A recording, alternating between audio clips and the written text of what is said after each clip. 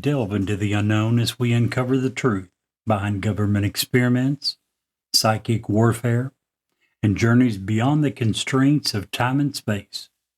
Prepare to have your perceptions challenged, your curiosity ignited, and your imagination set free.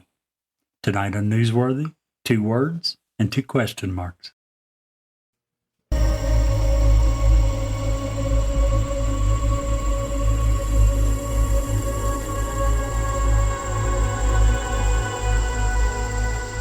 He's alive! Have you checked the children? Get out!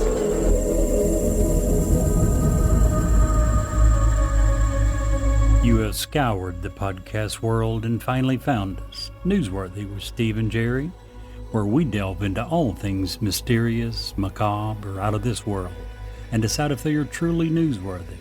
2 words and 2 question marks.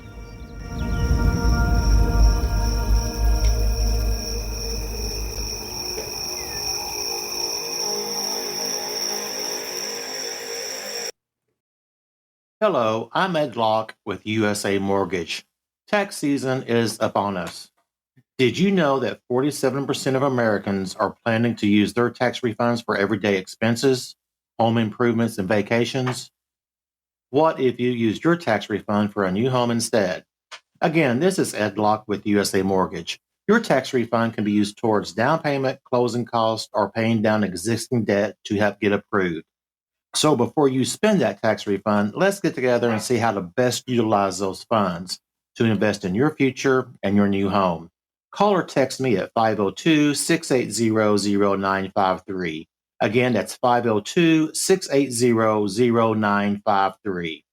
NMLS ID 448-9808, Das Acquisitions, LLC, doing business as USA Mortgage, NMLS ID 227262.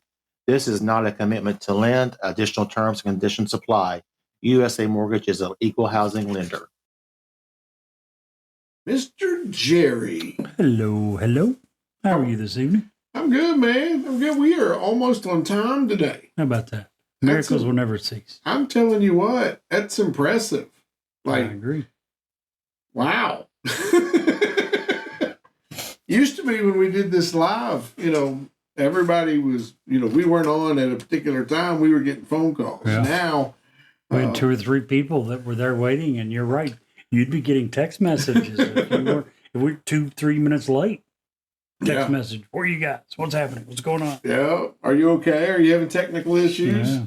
Which we are attempting to fix our studio a little bit, and the gremlins came back for whatever reason there for a minute. It was like, I don't know, we were having all kinds of weird issues. But Well, last week, and then for the very beginning of this episode, back again. Yeah. Talking about being impressed. We're on time. Talking about being impressed in general. My wife is furious at my next door neighbor. She's sunbathed topless in the backyard.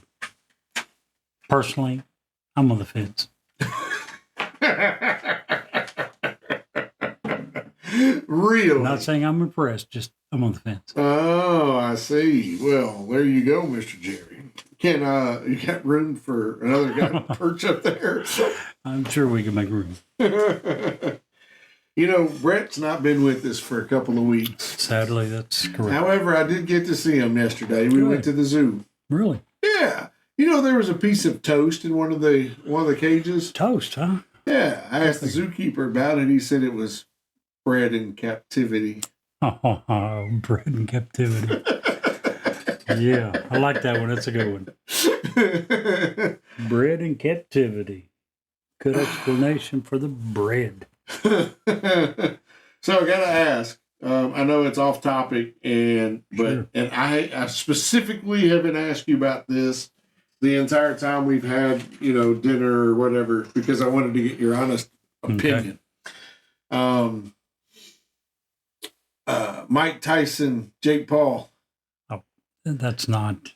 That's a matter of how many seconds does Paul last. If it's a real fight, right? That's the thing. I don't even think it matters if they have headgear. I don't. And how old is Tyson at this point? 57. Yeah. Here's the thing. He could be 67. I'll give you the same answer. As long as his physical condition hasn't changed dramatically. If he progresses in age, as people normally do from 57 to 67, I'll give you the same answer. Power is the last thing to go. George Foreman's a good example of that. That's my whole point. Yeah. Mike Tyson can lose 70% and he's still knocking Paul out. Yeah, I agree. I can't imagine a scenario unless this goes 12 rounds or some stupid, Yeah, you that know, could come into play. And Paul just dances around and just doesn't let Tyson get close. Yeah, I have no idea what kind of stamina that Tyson's got now. If he has an exercise regime, anything Dude, like his that. videos he's putting out are brutal. Like he makes me feel bad. He's 20 years older than I am, and I'm thinking here. I watch his videos and I'm like, oh, he's less than 10, so. Huh? I don't know who you think you're talking to. He's less than 10, older than you. I know how old you are. So anyway, you know, and I'm thinking, gosh, I suck. 100% agree. This guy's out here knocking the crap out of bags, and I mean, But to be honest, when have we ever in our entire life compared ourselves to Mike Tyson and not come up with the same result? There was this one comedian that I used to like. And he was like, what would it, this is back during Tyson's prime. And he was like, what would it be like to be Mike Tyson? The baddest man to ever step foot on the planet. You could go to a Christmas party and see the big food spread. And you've got the president, the Pope, and 4 or 5 queens, and all the royalty in the world at this Christmas party. And you can walk right up to the food and put your balls in the butter dish. And who's going to tell you to move them? Nobody. Yep. Have you ever seen the one interview when the interviewer asked some question and it wasn't that bad, but he took it really the wrong way and just went off on this guy? Cussed him up one side, down the other, told him he's a worthless piece of crap, and they're live on air. Oh, wow. Television. I think I do remember that. It was obvious. He was looking at that dude exactly like you're saying. Like, what the hell are you going to do about it? Nothing. Crazy. I think Paul's gotten in over. He's letting his ambition outweigh his. Big time. Because you were talking about the comedian earlier. I remember a comedian talking about, he says, you know, you always hear these people say, you just chit chat, 2 guys. Would you get in the ring with him for $1 million? And everybody's like, yeah. You know, he'll knock me out. He's like, are you freaking stupid? It's not will he knock you out. It's will he kill you while he's doing it. Right. Is he going to literally knock your head off of your shoulders? Yeah. I mean, well, you have how many broken bones and orbital sockets are you going to be damaged because this man hits you? Yeah. They don't call you Iron Mike for no reason. He's not a bad dude. If you have any doubt, if you're a young fella that didn't get the same fight, yeah, go to YouTube and watch a few of his fights. Just YouTube it. And, you know, I was watching, I don't remember what it was, and some talking about guys that we saw growing up, and why we say they're the GOAT or whatever. I saw a whole montage of Michael Jordan when he played for the Wizards. And he was smoking these dudes. And he's like almost 50 at this point. And just dropping bombs, 50 points. And people are like looking at him like, really? And he's got all the greats, especially, they all have one thing in common. They know it. And they run that mouth. They just talk. And you can watch the video. I never noticed it when I watched him play. But the world's worst for that, and anyone who played against him will tell you, was Larry Bird. Larry Bird would just talk, get inside their head. But Michael Jordan was just, even when he wasn't in his prime, when he was playing with the Wizards, was just a dominant force. Have you ever heard the Muggsy Bogues Michael Jordan story? No. I like Muggsy Bogues, though. What was he, 5'6"? Yeah, he's a little bitty thing. According to him, this ended his career. Playoff series, he's playing against Jordan. Game is tied, or I think the Bulls are up by 1 maybe. down in the last few seconds, they throw the ball to Bogues. Michael starts to run out, stops, looks at him, and says, "Go ahead and shoot it, you effing midget." Wow. He shoots it and just backs away. And Muggsy Bogues took the shot, missed it, and said he never got his confidence back ever again in Wow. the NBA. He said, I played for a little while longer. That effectively was the end of my career. Jeez. He said, he destroyed me mentally. He said, I never could overcome that. He said, this man looked at me with such disdain, such disgust, like you are not even worth me taking one step to guard you. And he's like, I just could never mentally come back from that. That's crazy. And that's himself telling the story on, that was his Jordan story. Wow. Yeah. You're right. Those guys had an incredible level of self-confidence. Tom Brady was the same way. Oh, yeah. I mean, you'd see him take a sack or something and get up and just talk snot to the. Well, they said whoever that he did. didn't talk snot. He was smart enough to be like, good hit. Yeah. But he was trying to. I remember hearing him say, the last thing you want to do is piss these guys off and tell them that didn't hurt. They'll Right. try to hit you 10 times harder next time. Right. So he said, I'd be like, good hit. Keep trying. Maybe you give me. But he wouldn't diss them. Mm-hmm. And I think that's pretty smart when you're looking at some of the dudes trying to kill you. 360 pounds and just can bench press a truck. And who knows how many seconds it took them to run the 40-yard dash. For the size of some of those guys, Yeah. their speed is incredible. Yeah. It is insane. Yeah. Other than my personal favorite, and I got to say this and we can cut out because Ramona's being dumb too. My favorite commercials of all time are the Kmart ship commercials. Okay, by far, hands down. There's not another commercial that comes anywhere close. Oh, shit, my pants. Yeah. The second favorite commercial are the Michael Jordan, Larry Bird, McDonald's commercials. Those were Okay. brilliant. Anywho, Those are good. so tonight we've got some. Let me think. I'm going to visualize what we're doing tonight, Jerry. No pun intended. No pun intended. Oh, we're going to be talking tonight about miraculous people who can see the future. Yeah. Good fake job of being a seer. Is that what they're called? What? No, that was me told. I had no idea what we That were was you doing. channeling. Right? I was channeling my inner seer. Yeah. Yeah, we're going to talk about Project StarGate, and we're going to talk about the Montauk project tonight. Am I saying that right? Yeah. Montauk. Oh, wow.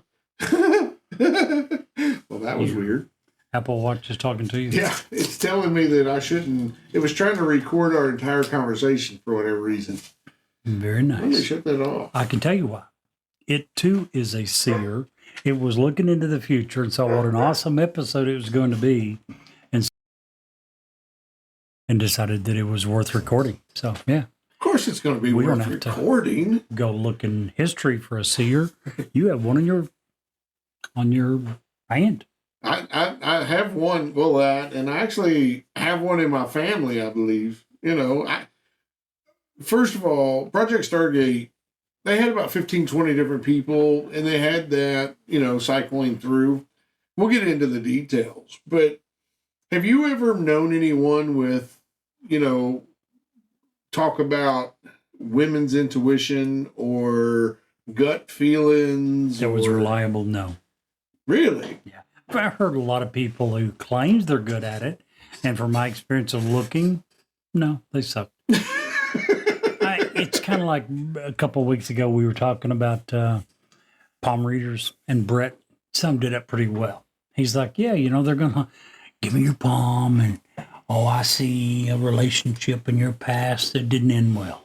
Well, that's about 98% of the people that's ever lived. I see you've lost someone. Well, that's about everyone that's ever lived. It was an old woman with gray hair. Come on, you're not telling the future. You're telling the experiences of everyone that's ever lived. So, yeah. I can actually see you trying to do that with like a swarmy hat on and like a big jewel in your forehead, maybe. Sure, I can do it. That should be your Halloween costume next year. Or this year, I guess. I can promise you, I'd make it look good. Okay, let's not exaggerate You too doubt? much. Yeah, a You little bit. doubt me? A little bit. A little bit, he says. So anyway, Okay. I tell this story, and I've told this story for years. And you probably know the story, and you've heard it, and you're like, roll your eyes, and that's fine, whatever. I used to work at a company called Alco Duck Law. I was working in New Lebanon, Ohio. Had to come home. Don't remember if it was a funeral, a wedding, a birthday party, Christmas. I don't remember the reason I came home. Came home and my Aunt Becky was there. And my Aunt Becky looks at me and she goes, when are you going to tell us? And I was like, tell you what?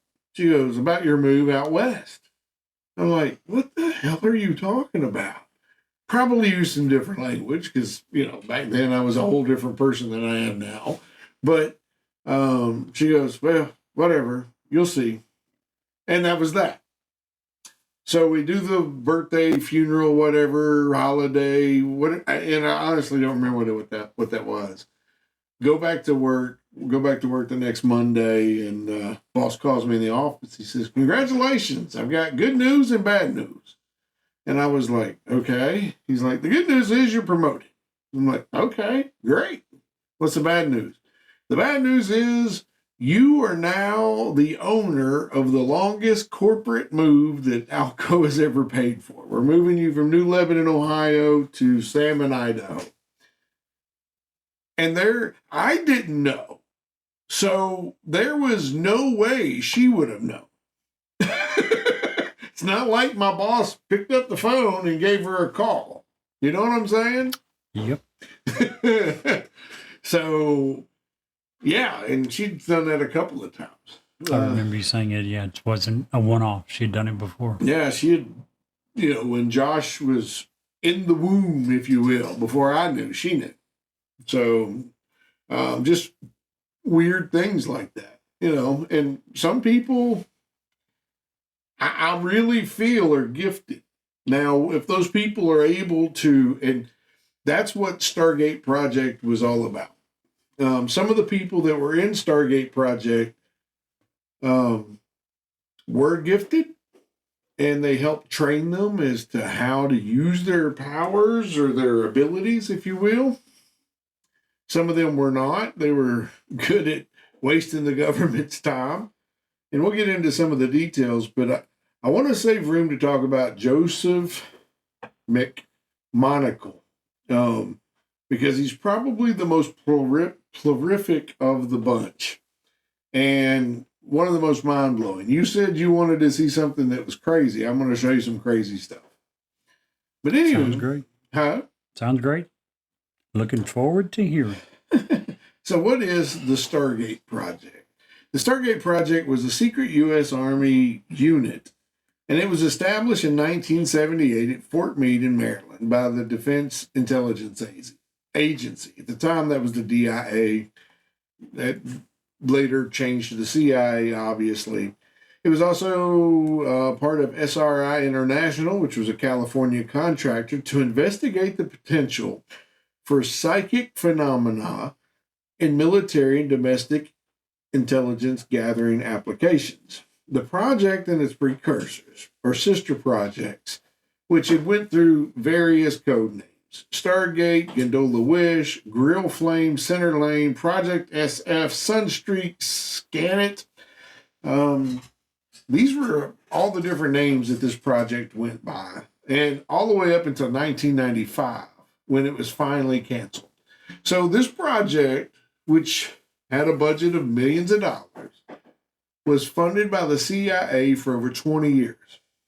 That should tell you a couple of things. Either they believed that it worked well enough to devote the funds to it, or they didn't want to lose their money and just kept throwing money down the toilet, which I find that very hard to believe. Well, I think there's a third option.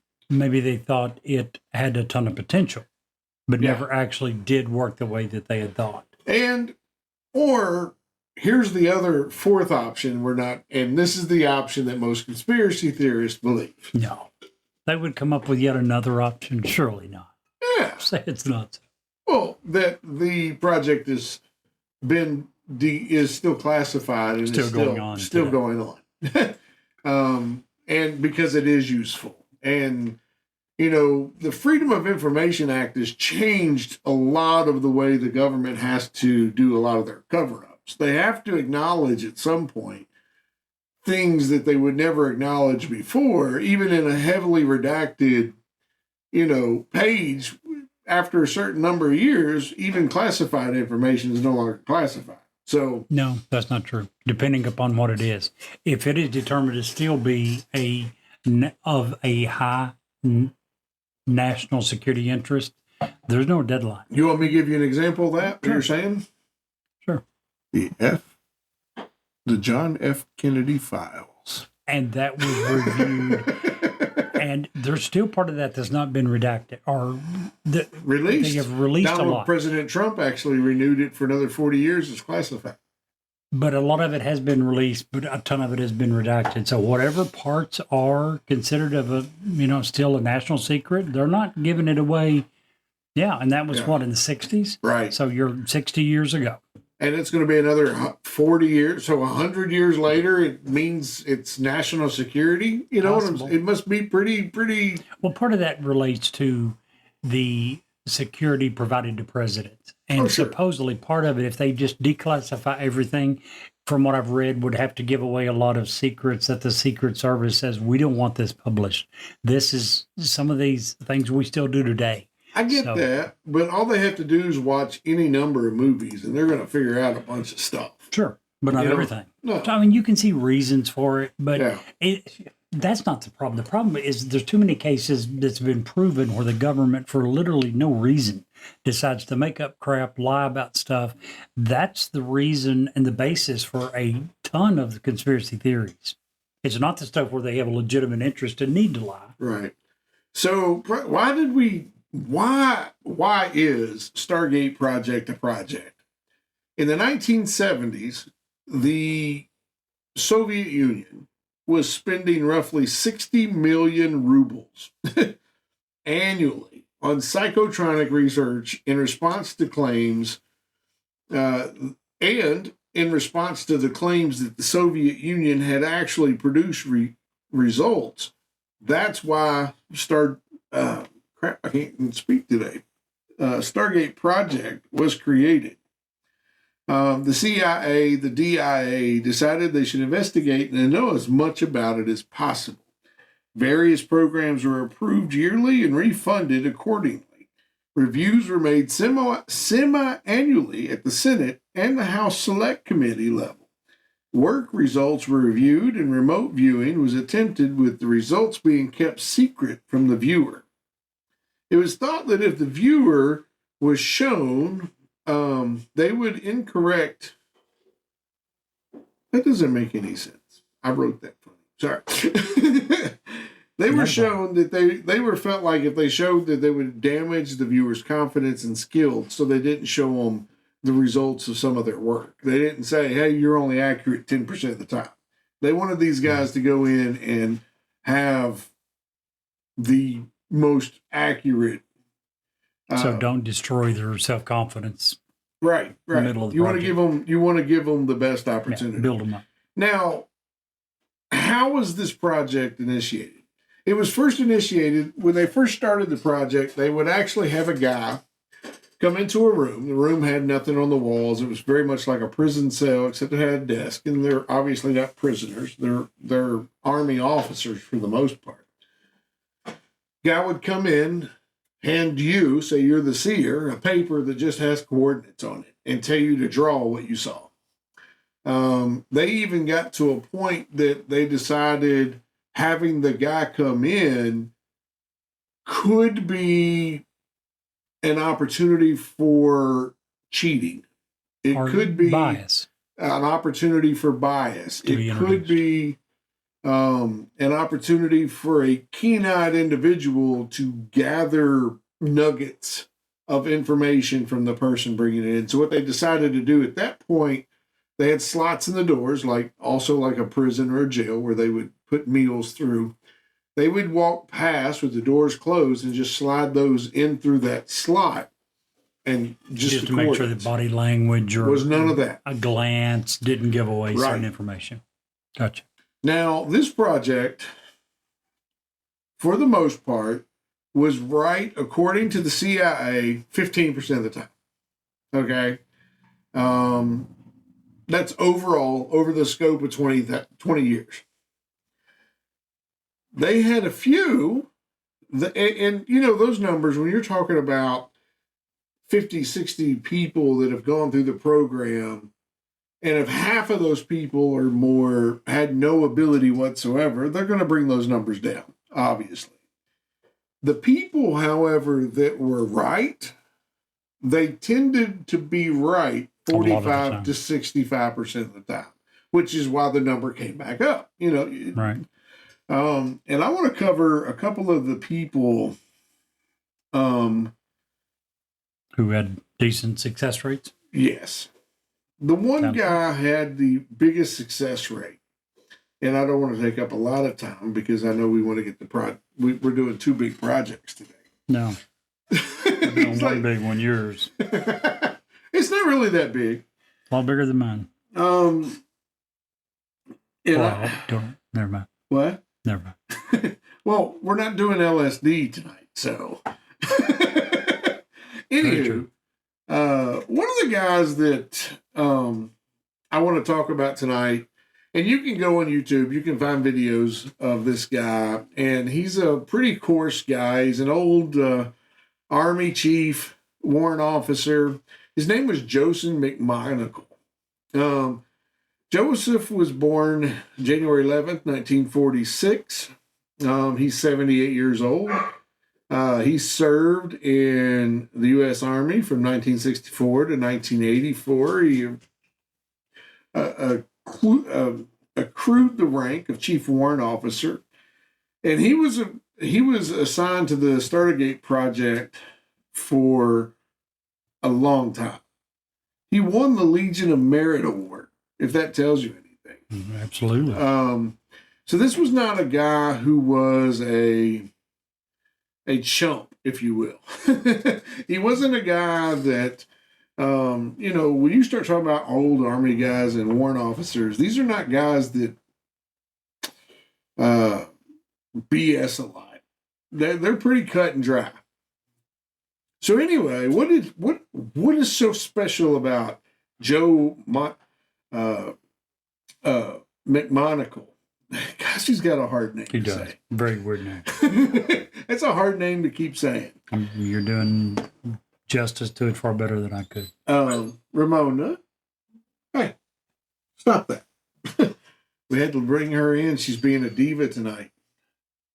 That's okay. If y'all don't know, if you've never had a poodle, they believe that everything in the world revolves around them. And if it's not, then they get very upset. So, you know, that's the reason for her meltdown tonight. I apologize. Anyway, back to Joe McMonagle. So, Joe, in one particular, are you ready to be blown away, Jerry? Absolutely. Let me blow you away. So, in one session of seed, they gave Joe some coordinates. They said, we need to know what you see at these coordinates. Stop that. And so Joe goes and he starts drawing, and he draws, in his eyes, he sees a submarine, a Russian submarine. Biggest submarine he's ever seen. 2 football fields long. Has a flat top and a flat bottom, which is unheard of in the subworld. Most submarines are round. It helps prevent the pressure. Had a whole new propulsion system that had never been seen before. He drew particular tubes, the way that our tubes on our subs are, that are our first strike nuclear submarines, part of our nuclear triad.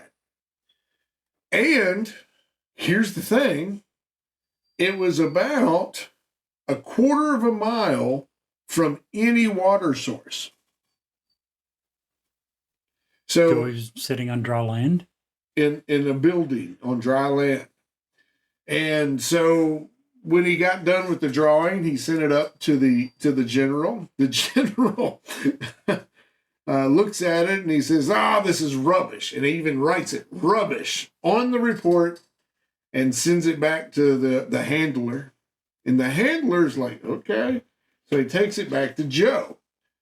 Joe, who's got a bit of a, we were talking about what goats have. They have a little bit of a little swagger about them. Right. Well, Joe saw that, and he saw what the general had wrote on there, that it was rubbish, and he said, he went back into his sight or his whatever stance, if you will, and he came back and he wrote on there 112 days and gave it back to him to send back to the general. Just for kicks and giggles. Now, the time, 112 days is roughly 4 months, right? 4 months later, now a quarter mile from the ocean, or from the water, in a building, completely surrounded by other buildings and dry and everything. In 4 months' time, someone at the agency decided to acquire and utilize a spy satellite and take over these coordinates. And what did they find when they did that? In 4 months, the Russians had dug a canal from the water all the way to that building. And when the satellite went over those coordinates, they caught a glimpse of the newest Russian submarine created. And it looked like the drawing, and it's now in water. Not only did it look like it, it was identical to it. Everything about it was true. The general who wrote rubbish on the report said that there's no way that a submarine can have a flat top and a flat bottom. It wouldn't survive crush depth. This one had a flat top and a flat bottom. This one had a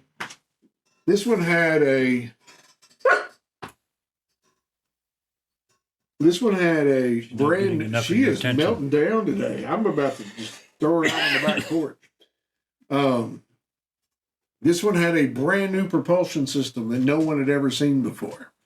This one had upswept tubes that were made it a first strike weapon as part of like our subs, part of their nuclear triad. This one was 2 football fields long, which was largest submarine ever. And just in case you want to get a visual of what this submarine looks like, all you have to do is watch a little movie that's been made. Ever heard of the movie The Hunt for Red October? Sure. That's what this submarine, that submarine was the submarine that Joe McMahon had visualized was the Red October. Pretty impressive stuff. I didn't remember it being square. Yeah, sure is. It's been a long time since I saw that movie. Yeah, great movie, by the way. If you haven't watched it, fantastic movie. But that was the submarine. 100% dead on accuracy. She's just not going to stop. She's going to let you know she's not happy with something you're doing tonight. I know it. I want to talk about another time Joe McMonagle was 100% accurate. After he'd retired, he's done these visualizing. You talked about at dinner, do these people have motive? Well, Joseph's got a lot of books he's done, and he sells books. So it's got his name out there a little bit now. There is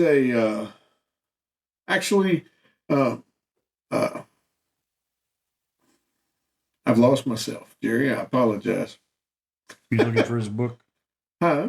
Were you looking for the book that he wrote? No, I was looking to see. I don't want to tell this wrong, but I guess I don't have much choice. So, anyway, Joe was retired, and okay. I'm trying to do this because I've lost my notes, and I apologize.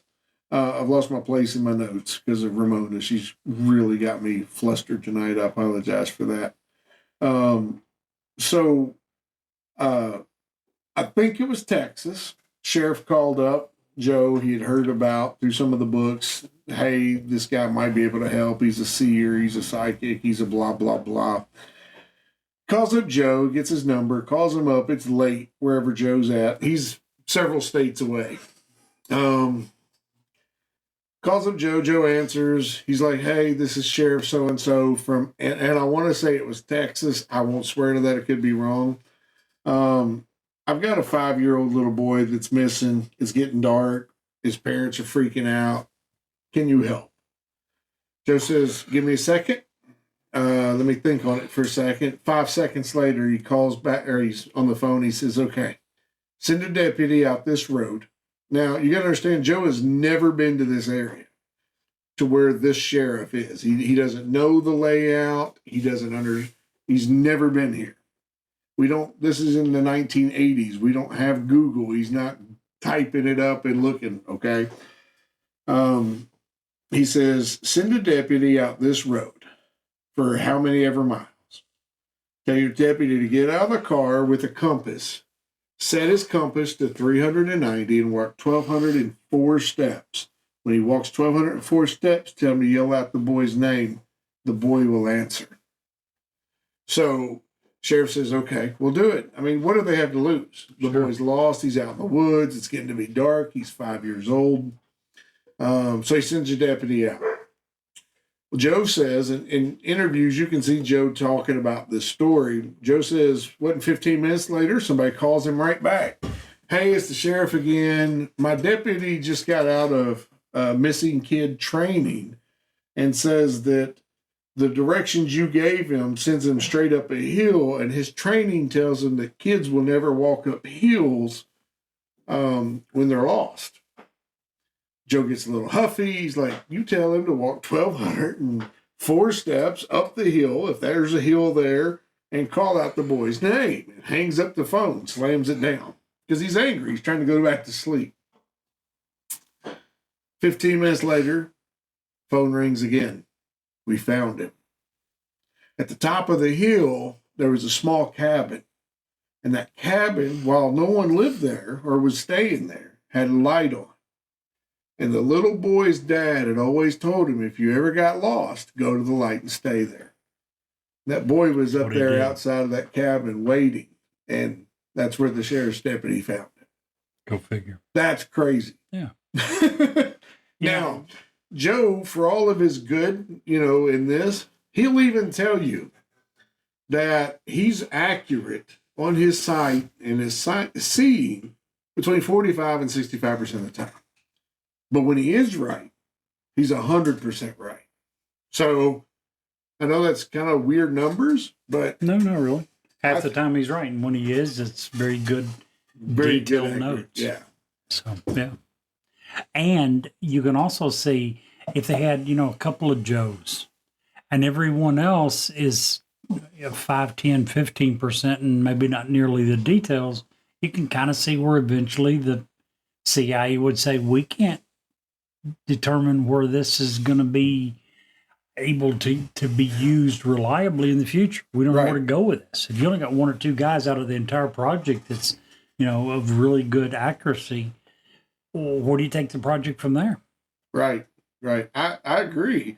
But then you get a guy like Joe, and it's like, can we really afford to let this guy go work for someone else? Right?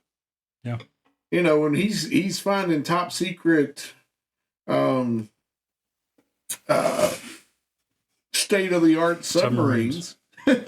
He's also been contracted to find missing subs that have went under the water and was lost, downed aircraft. These are some of the things that these guys were charged with doing, not just to try to find other state secrets, but to find missing kids, to find missing people, to locate downed aircraft in sunk submarines or ships that are in trouble. To have a 45 to 65% accuracy rate, I'll take that when I've got nothing else. There's a lot of police departments you hear over the years that have used psychics, seers, whatever you want to call it, something in that order, And you can imagine if you had, someone kidnapped and you believe their life is, in mortal danger, that you would go to whatever lengths you could come up with to try to save them. Not only in the past, there are many places that still utilize similar resources. Yeah. McMonagle even himself has said, everybody wants to use psychics, but nobody wants to be caught dead standing next to a psychic. It's like an automatic ridicule factor. It's like, oh yeah, psychics. Anybody associated with it can kiss their career goodbye. That was his own direct quote. And, I can certainly see that, to be honest. Yeah. Crazy, I think. Well, the military is going to be very logic based. And, okay, you got Joe and one or two more who have decent odds. And by decent, we're saying 50%, maybe overall. And the rest of them are far less than that. So, yeah, if you're military, you can't be making military decisions based on 10, 15, 20% accuracy. No. You're right 1 out of 5 times. Well, you can't send men to fight when it's wrong. Right. 4 now, times out of 5. As a CIA, however, you can afford a little bit of that. In the military, not so much, I believe, No, I agree with that, especially when they're finding friggin' submarines. Yeah. New, undiscovered, unheard of, new design submarines. Yeah. That's insane. Actually, that was one of my favorite movies, probably one of my top 10 movies. So when I heard that, I was like, holy buckets, that's amazing. Very much so. So anyway, tell us about Project Montauk, right? Montauk, yes. Well, have you heard of the Hamptons? The Hamptons? The Hamptons. Yeah, I've been there. You've been there? Yeah. Where is it? Just geographically, if you're trying to tell someone who's going to sit down at a map, where do they find the Northeast. Hamptons? Northeast of what? Massachusetts? No, it's actually New York City. Oh, okay. It's on Long Island. Never mind, I haven't been there. It is. I've been to Hilton Head, sorry. Big difference. Hilton Head, that's South Carolina. Yeah. Not Massachusetts. I know, I'm all messed The up. Hamptons is if you're in Long Island, New York, part of New York City, and you decide to go east, you run into the Hamptons, okay? And Right. we've all heard of the Hamptons, right? Billionaires Lane, Jerry Seinfeld, Alec Baldwin, Gwyneth Paltrow, Brooke Shields, Beyonce, Robert De Niro, Jennifer Lopez, Steven Spielberg, Paul McCartney. Those are just a few of the rich and famous people that call the Hamptons home. But we're not talking about the Hamptons. If you go another 30 miles east of that, you come to Camp Hero. Now, it was originally commissioned by the United States Army in 1942, and it was originally a coastal defense station that was disguised as a fishing village. And its location was chosen to prevent a political or a potential invasion of New York City from the sea. Once again, think about it. New York City, Hamptons, 20, 30 miles east, and then another 30 miles east of that, you've got the very tip, right where it hits Right. the ocean. That is where the Montauk Project or Montauk, Ooh. New York is. I'm going to check that out because next year I hope to take a cruise from New York. It goes to Bermuda. That'll be There cool. you go. Because I've never been to New York. And all my friends that I want to go with, all of them say, I've been there, I don't want to go back. So, Period. yeah. I was the opposite. I think it was a great place to visit. Would love to go back. Absolutely would never dream of living there. No, heck no. But great place to visit. Just say, if you can imagine, if you can think of it, they've probably got something there. Yeah. So great place to visit, great place to vacation in my experience. But again, it was originally commissioned by the United States Army in 42 as a coastal defense station. Now, to protect it from enemy bombers and German spies and fishing boats, the whole base was originally built to look like a New England fishing village. For instance, concrete bunkers had windows painted on them, and ornamental roofs had fake dormers. The gymnasium was made to look like a church that still exists today, that even has a faux steeple. Oh, wow. It was built to look if a plane flew over, not to look like a military base, just like a typical little fishing village. Excuse me.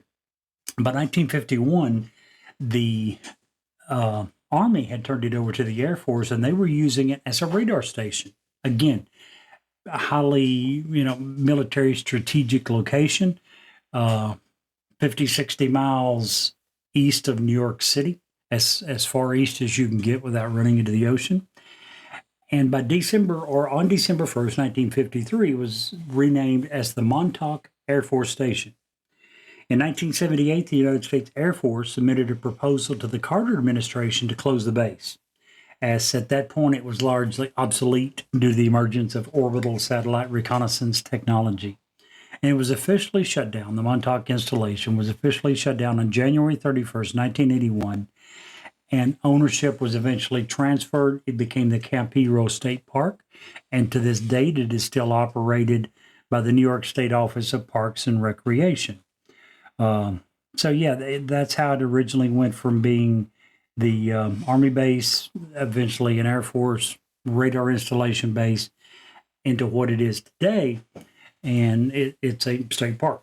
But that isn't the end of the story. In fact, that's where our story begins. The Montauk Project was claimed to be a series of secret government projects and experiments that were reportedly conducted at the Camp Hero, or Montauk Air Force Station, there on Montauk, Long Island. Now, a ton of the details, the vast majority of the details from this project began circulating in the 80s, and it come from a man by the name of Preston Nichols. He claimed to have remembered repressed memories, and we'll get to that later, but he claimed to have remembered memories that had been repressed of his own involvement in the project. Conspiracy theorists, led by him, were claiming that the Montauk Project was an extension of the 1943 Philadelphia experiment, which was also known as Project Rainbow. And that, if you're not familiar with it, was supposedly when a United States Navy destroyer ship was teleported from the Philadelphia Naval Shipyard to Norfolk, Virginia, for several minutes before it returned. Now, I said several minutes. It was several minutes according to time in this universe. According to the witnesses that claimed to be on the ship, they lived in the alternate universe for several years. And this was supposedly, Project Montauk was just a continuation of that original experiment. The witnesses claimed that this began as a United States Navy research that was attempting to figure out how to make ships invisible so they couldn't be seen. Literally invisible, not invisible to radar, literally invisible.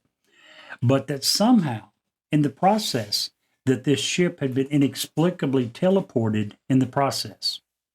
Now, Mr. Nichols began writing a series of books about it. Amazing how many of these people have some financial involvement, isn't it? But he started with a series of books called the Montauk series. The first one was called the Montauk Project, Experiments in Time. And he discussed experiments that included researching topics such as time travel, teleportation, mind control, alien species, even faking the Apollo moon landings. So, yeah, he was one of the original conspiracy theorists who was saying that the moon landings were faked. Now, remember that we mentioned that this was supposedly a continuation of the original Philadelphia experiment or Project Rainbow. Right. He said that the surviving researchers from the original project had begun to discuss how to take the project in a new direction with an eye to continuing the research into technical aspects of manipulating the electromagnetic bottle that had supposedly been used to make the first ship invisible, which turned into the teleportation. According to the book, here are some of the claims that he made about the project. Homeless people were abducted and subjected to huge amounts of electromagnetic radiation. And LSD. Very few survived. Most died, yes. Experiments were conducted in teleportation. And LSD.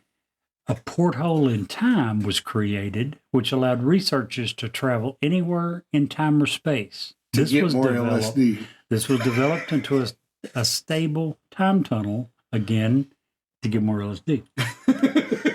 Quite enigmatic, wouldn't you say? Such claims, I can't imagine. He also claimed that contact was made with extraterrestrials through that same time tunnel, and technology was exchanged with them, which enhanced the project. And this allowed broader access to hyperspace and LSD. That Steve insisted I throw that one in. Yeah. Another claim was that an alien monster traveled through the time tunnel, destroyed equipment, and devoured some of the researchers. The tunnel had to be shut down, and the creature was destroyed. He claimed that mind control experiments were conducted, and runaway boys were abducted and brought to the base, where they underwent excruciating periods of both physical and mental torture in order to break their minds. Then their minds were reprogrammed. Many were supposedly killed in the process and buried on site. Remember when I said that this began to come out years later when he supposedly had remembered repressed memories?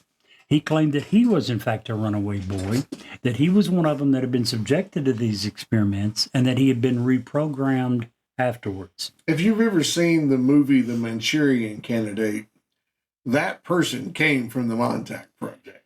Well, I've got a lot better than closer analogy than that for you here in just a minute. I have saw it, and you're right, but that's a more indirect. Right. There's a much closer connection I'll make in a minute. Staff from the Camp Hero site supposedly traveled to the USS Eldridge. That, again, was 15 years earlier, the Philadelphia experiment. The USS Eldridge was a ship that got teleported. Supposedly, people from this Camp Hero site traveled to the USS Eldridge and shut down the generators, which caused the ship to return to the Philadelphia Naval Yard in 1943 and caused that time tunnel to collapse. Oh, wow. Remember, they were gone supposedly for a few minutes, but the two people that were saying that this happened claimed that they lived in this alternate universe for years. This claims this is how that they were brought back. It was only by people from Camp Montauk that were able to time travel, meet up with this teleported ship to destroy the generators. That's what brought it back. Wow. Another claim. After the experiments were completed, or the destruction of the facility, depending upon which book you read, because it did vary depending on which book he wrote, the facility ended up being closed for good. All the staff were brainwashed, shot, or sworn to absolute secrecy, and all records were destroyed. According to some stories, research continues at the site to this day. Again, same story we heard from some of your conspiracy theorists with your project. And MK Ultra, for a lot of people, that is what Montauk became, and is still being used today. To what now? Say that again. MK Ultra, LSD. Yeah. Now, if any of this sounds familiar, there's another good cause for that. A much closer analogy, direct analogy than the Manchurian Candidate is if you happen to have seen the Netflix TV series called Stranger Things, one of the more popular series to come out in recent years. Winona Ryder stars in it. This was inspired by the somewhat dubious claims of the Montauk Project, and at one point in time, Montauk was used as the title, not Stranger Things. It originally was called Montauk. Now, there are a few problems with this whole story. Number one, the witnesses are very limited. Primarily, it's the author of this book, Preston Nichols, and another guy named Al Bielek, who, again, was part of the original Philadelphia experiment that claimed to be on that ship. Both of them were pretty wild, some really strange claims. Now, the Camp Hero facility was expanded, according to the books, by as many as 12 levels. Several hundred workers were involved. Keep in mind, there's a Long Island. It comes to a narrow point. For several miles, there's only one road getting in or out. Oh, wow. These claims are that there was this huge construction project. They went down multiple levels into the ground, hundreds of workers, but yet no one saw any trucks. No one saw any construction workers. No one saw any construction going on at any point in this time.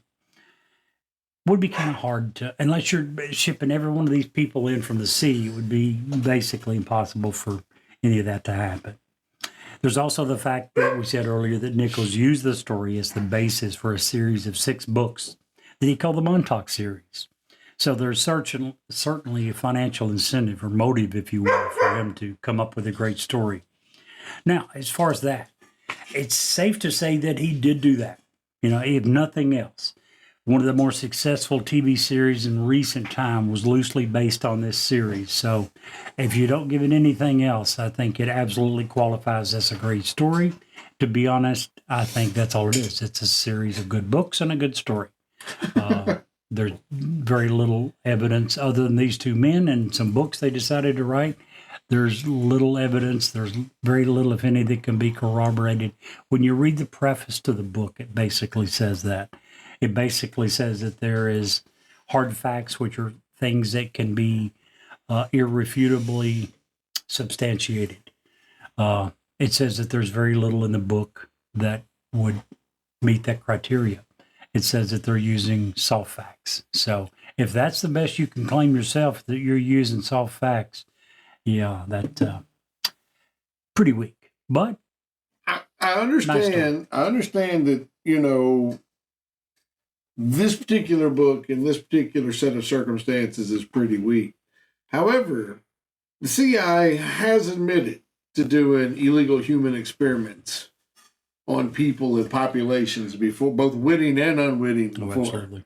Especially, I was kind of joking around with the LSD, but MK Ultra, which was a program that came from Project Montauk, has been admitted to. They've apologized for it.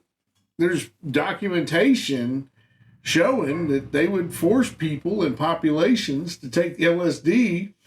At Project Montauk? No, at MK Ultra. Okay, yes. But what I'm saying is, no, I don't doubt that. The fact that they're willing to do those things lends some credence to that. Well, it's kind of like I said earlier. You remember when I was talking about yours?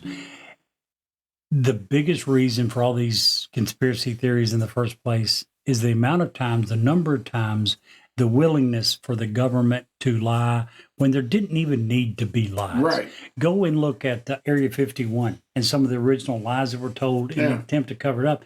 You didn't need to do any of that. Yeah. So when the government's so willing to lie to stop panic, for whatever reason they want to come up with, yes, absolutely. You're going to have a ton of people say, well, if that's what they're saying, I wonder what's really happening. Right. I mean, if they're willing to, and I fall into that category. If the government's willing to give me this, what in the world are they not willing to give me? You know what I'm saying? And that's because of the amount of lives they've been caught at. Absolutely. I 100% agree with all that. My point is, somewhere along the line, when you're going to come up with a fantastic story, if you want me to believe it, there's got to be some facts. There's very little, if any, facts on this one that exist. You can't use just the facts that the government's willing to lie to make up any story and say, well, this is my proof. The government will lie. That's true. I get it. But from all stories generally come from a nugget of truth. I 100% agree. And I think the nugget of truth in this one is Mr. Nichols desired to make a nice profit from a series of books, and he became a pretty good fiction author. That's my nugget of truth for this. So I'm going to say that Project Montauk is not getting a thumbs up from Jerry tonight. No, it's not. I would have to agree. Thumbs down on Project Montauk. I don't care anything about it. I do care only in the respect that MK Ultra was a result of that. And that's a whole different show. It was a result of what? It came and was born out of Project Montauk. I don't think so. They're very similar. I can't imagine that they didn't. The radar installation was similar to... No. The things that your guy was claiming. Yes. Okay. That I get. Yes. Oh, your dogs love you tonight. Man, I'm telling you what. And then what about Project StarGate? And Joe McMonagle. Without doubt. I don't know about Joe McMonagle. I've not done enough research on him. But anytime the United States military and at the same time the Russian government is willing to spend this kind of money, they don't do it with no evidence that there's got to be something there. There was enough there for them to do it for 20 years' time for the United States. I'm not for sure how long the Russians did it. We spent a lot of money for a long period of time. There's probably more than a nugget of truth there. Some of these people, whether it's Joe McMonagle. whatever his name is. Whether I would he was one of encourage those you- or someone else, I would to figure out how to pronounce his name. Well, no, I would encourage you to go watch some of the research. videos. He's kind of a gruff old guy. He comes across very, very real, very real. Yeah, I just think that there was a lot of nuggets of truth in that, and it absolutely would get a thumbs up from me. Me too. And also tonight, we'll be donating a poodle to the nearest home. Unfortunately, you only get to keep it on Wednesdays. The wife won't agree to more, right? No, probably not. So thumbs up, Project Stargate. Thumbs down, Project Montauk. Man, that episode is really interesting. And if you'll stick around for us for just a few commercials, we have another great story to tell you. Hi, this is Ed Locke with USA Mortgage. When it comes to buying a home, the process can be overwhelming and confusing. With so many options, it can be hard to know where to start. That's why it's important to work with a certified mortgage loan originator. I have the knowledge and expertise to guide you through the process and find the best mortgage option for you. I will work with you every step of the way to ensure that you are getting the best deal possible. So if you're looking to purchase or refinance, please reach out to me at 502-680-0953. So don't take on the stress of buying a home alone. Work with me and I will make your dream a reality. Trust the professionals and make your home buying experience a positive one. MLS ID 448908, DAS Acquisition Company, LLC, doing business as USA Mortgage, MLS ID 227262. This is not a commitment to lend. Additional terms and conditions apply. USA Mortgage is equal housing opportunity. If you want us to review or rate your product on air, if you have suggestions for new episodes, awesome ghost stories, or anything else, please reach out to us. Our email address is newsworthyWithSteveandJerry@gmail.com. Our text number is area code 540-709-1318. And now, back to the story. In 1922, a team of scientists visited Toronto General Hospital, where wards housed numerous diabetic children. Many of these children were in a comatose state and on the brink of death due to diabetic ketoacidosis. As a result of the amount of deaths, scientists moved swiftly and proceeded to inject the children with a brand new, purified extract of insulin. As they commenced injecting the final comatose child, the first one they injected started to regain consciousness. Subsequently, one by one, every one of the children emerged from their diabetic comas. During the early 1920s, Frederick Banting, Charles Best, and John McLeod discovered insulin. Both Banting and McLeod were awarded Nobel Prizes in 1923. James Collip played a crucial role in refining the insulin, which was instrumental in enabling it to become an effective application in diabetes treatment. Banting, the hero here, declined to have his name even included on the patent and opted to sell his stake to the University of Toronto for $1. He believed it unethical to seek profit from a discovery destined to save countless lives. Insulin, he said, belongs to the world, not to me. As of today, their invention has saved tens of millions of lives. And Jerry, if you can't see the light, Be the light.